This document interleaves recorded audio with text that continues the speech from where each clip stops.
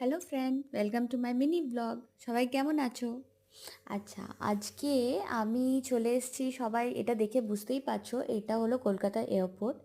তো এটা আমার ফার্স্ট টাইম ফ্লাইটে। তো কলকাতা এয়ারপোর্টে নেমে আমরা চেক ইন করি। চেক ইন করার পর এটা হলো ভিতরের দৃশ্য। তো এখান থেকে আমি যাব ইন্টারন্যাশনাল ট্যুরে।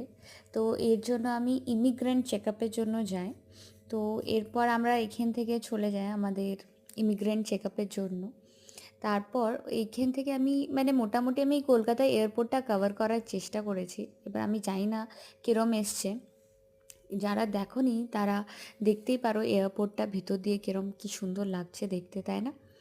তো এখানে আমরা সব চেকিং টেকিং করার পর আমরা এখানে আমাদের লাগেজ দিয়ে দিই। লাগেজ দেওয়ার পর এটা হলো এয়ারপোর্টে একটু উপরের দিকে আমরা এসেছি, উপরের এই জায়গাটা। তারপর এখানে এয়ারপোর্টে এই জিনিসটা আছে যেটা আমি দেখলাম, মানে এখানে যদি আপনি না হাঁটতে চান, আপনি এখানে লাগেজ নিয়ে আর নিজে দাঁড়িয়ে গেলে এগুলো স্লাইড হয়ে যায়, নিজে নিজেই চলতে থাকে। তো এটা আছে। তো এইখান থেকে আমরা আবার আমাদের যেখানে 10A-তে আমাদের ফ্লাইট ছিল, তো সেখানে যাই। সেখান থেকে আমরা আমাদের ফ্লাইটে চাপি। আচ্ছা, তো আমি বলে দিই, আমার ফ্লাইট ছিল কলকাতা টু সিঙ্গাপুর।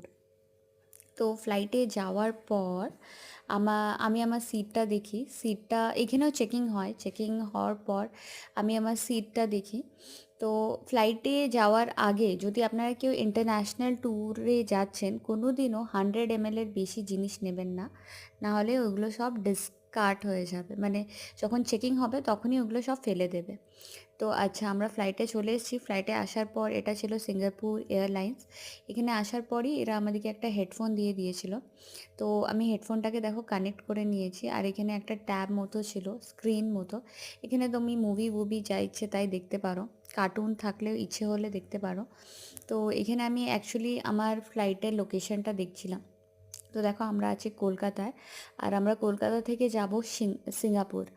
তো দেখতেই পাচ্ছ এখন আমার ফ্লাইট ছাড়েনি, তো পুরোটাই মানে সমুদ্রর উপর দিয়ে খুব সুন্দর একটা দৃশ্য, যেটা আমি পরের ভ্লগে বলবো বা দেখাবো তোমাদের, কি মানে সিঙ্গাপুর ল্যান্ড হওয়ার সময় কেমন ছিল ওয়েদারটা, মানে ওপর দিয়ে কেরম লাগে দেখতে, খুবই সুন্দর।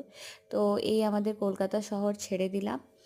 আর দেখো কলকাতাটা মানে উপর দিয়ে দেখতে কি সুন্দর লাগছে পুরো লাইটিংয়ে, তো ভীষণ সুন্দর লাগছে। তো ফ্লাইটে আর কি কি হলো না হলো তার জন্য আমার চ্যানেলকে সাবস্ক্রাইব করবে and stay tune for next vlog. Bye bye, tata.